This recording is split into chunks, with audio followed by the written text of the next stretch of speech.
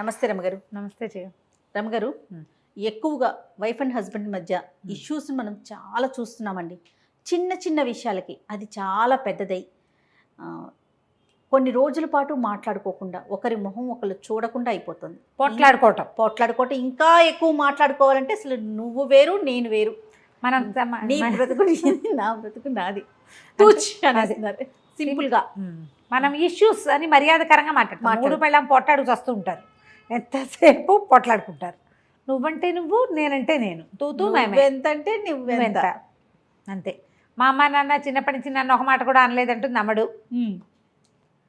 పెళ్ళం అంటే ఇలా ఉంటుంది అనుకోలేదంటాడు మొగుడు. అంతే అంతే కదా, అత్యద్భుతంగా పెంచేశారంటారు.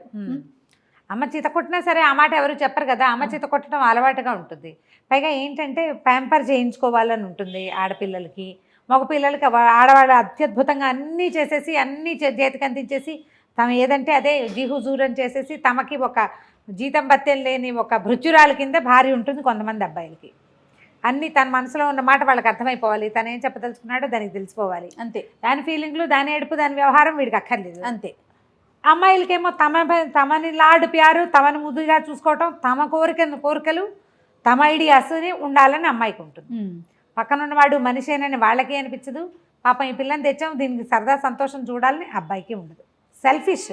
అవును అవును.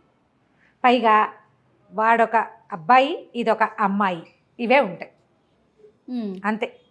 మనకి ప్రపంచంలో రెండే కదా జాతులు, ఆడ మొగ. అంతే. పోట్లాడుకుంటూ ఉండాలి.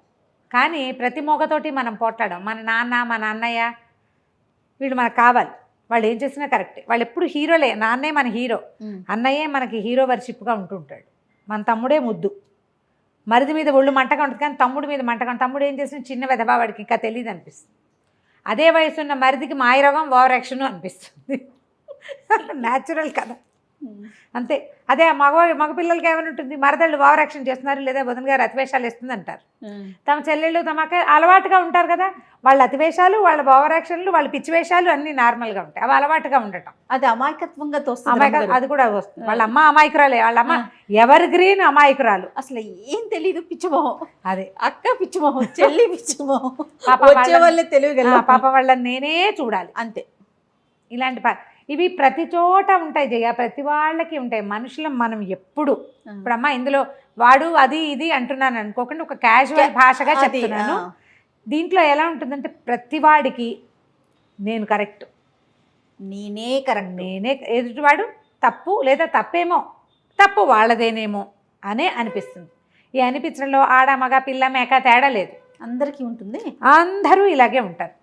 ఎక్కడో ఉంటారు జయ అట్లా అర్థం చేసుకునేవాళ్ళు. అర్థం అవ్వకపోయినా సరే పోన్లేని తూష్ణీభావం వహిస్తారు కదా కొంతమంది. చూసి చూడకుండా ఊరుకుంటారు. మగవాళ్ళ దౌష్ట్యాన్ని సహిస్తారు ఆడవాళ్ళు, ఆడవాళ్ళ గద్దరితనాన్ని ఒప్పుకుంటారు మగవాళ్ళు. ఇవి రెండే కదా. మగవాళ్ళకి దౌష్ట్యం ఉంటుంది, ఆడవాళ్ళకి గద్దరితనం ఉంటుంది. వీరి రెండిటి వెనకాల వీళ్ళిద్దరూ మనిద్దరం భార్య భర్తలం, ఏదో పెళ్లి చేసుకున్నాం, కలిసి ఉండాలి, పెళ్ళాం నా మొగుడు, ఇలా ఒక భావాలు ఉంటాయి. ఓన్ ఫీల్ ఒకటి ఉంటుంది. ఇప్పుడు ఈ రోజుల్లో ఆ ఓన్ ఫీల్ పోతోంది. ఎవరికి వారే అనే ఆలోచన ఉందా?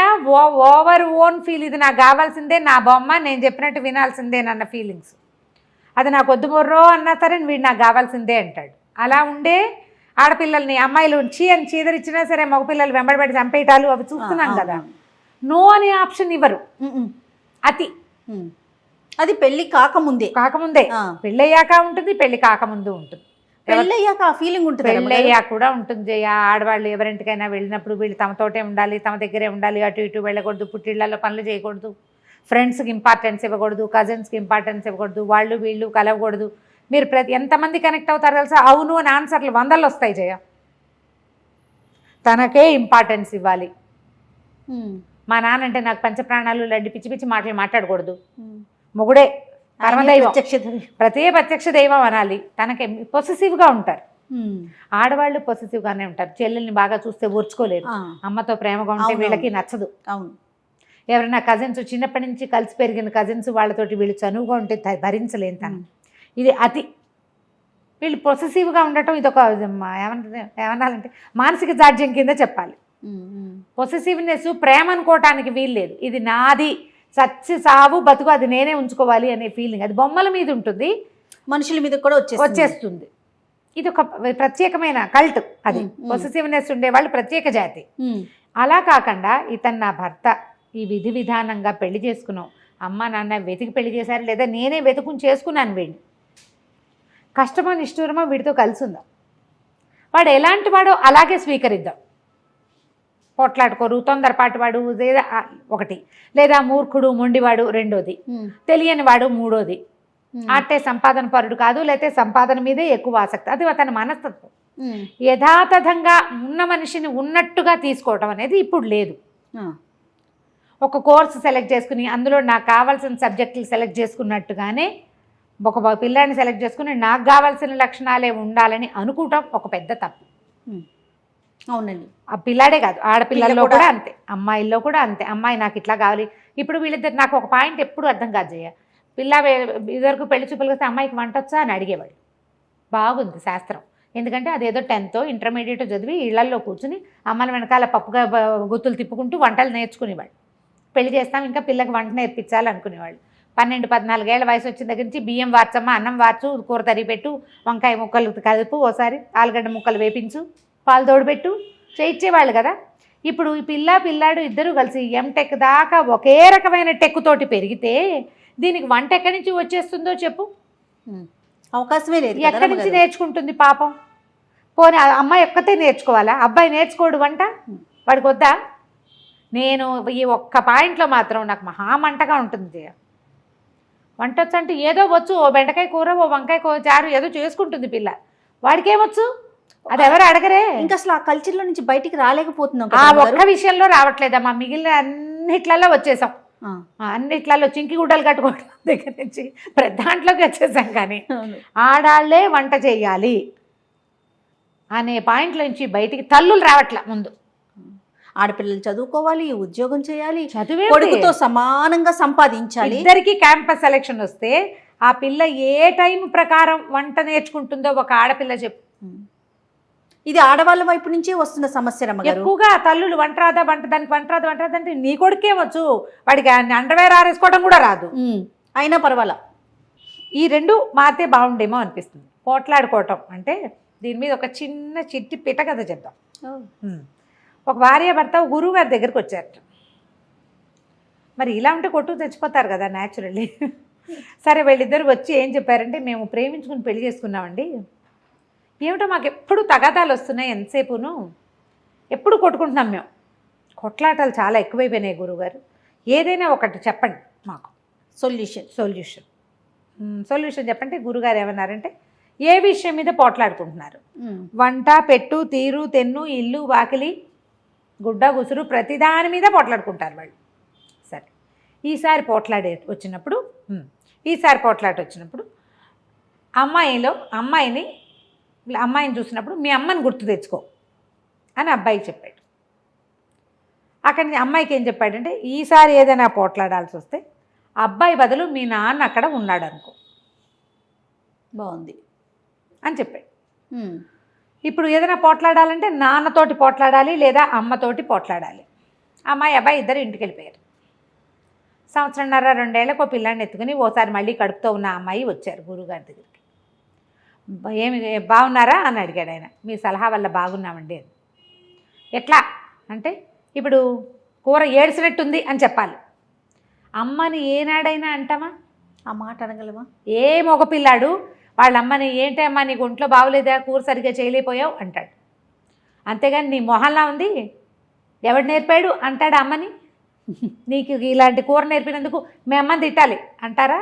నీ పెంపకం ఇలా తగలబడింది అనగలరా? మనమ్మని మనం ఏమీ అనలేనప్పుడు భార్యని ఎలా అంటాడు? అనలేకపోయాడు. ఆ అమ్మాయి ఏం పెట్టినా తినేవాడు. అదే కూర అమ్మాయి నోట్లో పెట్టుకుని తిన్నాక, అయ్యో ఉప్పు ఎక్కువైపోయింది, లేదా కారం తగ్గింది, అసలు ఏమీ బాగుండలేదు, చప్పగా ఉంది, ఎలా తింటున్నాడో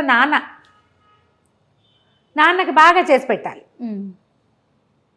అందుకని అమ్మాయి చక్కగా జాగ్రత్తగా ఒళ్ళు దగ్గర పెట్టుకుని చేయటం మొదలుపెట్టి సమస్య తీరింది. ఎప్పుడూ కూడా పొట్లాటలు సెల్ఫిష్నెస్ వల్లే వస్తాయి.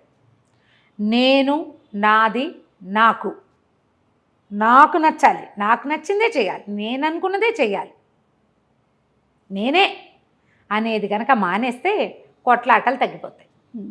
నువ్వు నువ్వు నువ్వు అంటే ఎంతసేపు పొట్లాటే కదా. అంతేగా. నేననుకో నేను చేయగలనా ఇంత మాత్రమైనా అని ఆలోచించు కదా. అవును. అదే ఆలోచిస్తే కొట్లాటలు రానే రావు. ఈ కొట్లాటలకి ఆద్యము ఇళ్లల్లో మొదలవుతుంది. పిల్లలు ఏదైనా కామెంట్ చేస్తారు, మాట్లాడినప్పుడు తల్లులు ఖండించేసేయాలి. అట్లా అనకూడదు. చిన్నప్పటి నుంచి వేరే వాళ్ళని విమర్శించకూడదు. ఆడది చేకేం చేస్తుంది, ఆడపిల్ల దాన్ని ఏం అనకూడదు, ఇలాంటి భావాలు ప్రబోధించద్దు ఈ రోజుల్లో. మనుషులం మనం, అంతే. ఆడ మగ 2 విభాగాలు ఉన్నాయి. ఒకళ్ళతో ఒకళ్ళు కలిసి ఉండాల్సిన పరిస్థితి మనది, మన జీవితం అదే, అంతే కదా. ఆడ మగ చెరసకంగా కలిసి ఉండాలి. కొట్టుకు చూస్తూ ఉంటే ఒకే శరీరం 2 ముక్కలు అవ్వదు కదా. మనుషులు కాబట్టి విడిపోతాం. ఎందుకు విడిపోవాలి? వివాహ బంధంతో ఒకటయ్యాం, మన ఇద్దరం ఒకటే. కుడి కంటికి సరిగ్గా కనపడదు అనుకో, మనకి ఎడం కంటితో బాగా చూడడానికి ట్రై చేయమా. ఓ చెయ్యి ఎవడైతే రెండో చెయ్యికి బలం ఎక్కువ వస్తుంది కదా, ఓ కాలు ఎవడైతే రెండో కాలు మొత్తం బరువుని అదే లాగుతుంది.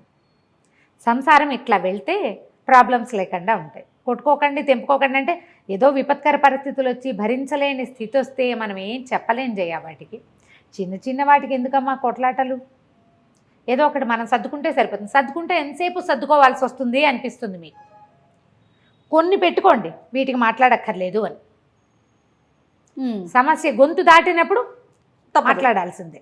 చిన్న పొన్న వాటికి తగాదాలు చేసుకుని మాట్లాడి పోట్లాడుకుని వచ్చి వాళ్ళకి చెప్పి వీళ్ళకి చెప్పి ఎప్పటికీ తెగకుండా ఎవరు ఫస్ట్ సారీ చెప్పాలనే విషయం మీద కూడా పోట్లాడుకుని సారీలు చెప్పద్దు, మామూలుగా క్యాజువల్గా మాట్లాడుకోండి, పోట్లాట తగ్గిపోతుంది. అదొక ప్రాక్టీస్ అంతే. ఒకసారి ట్రై చేస్తే కుదురుతుంది. సంసారాలు చెడగొట్టుకోవద్దు.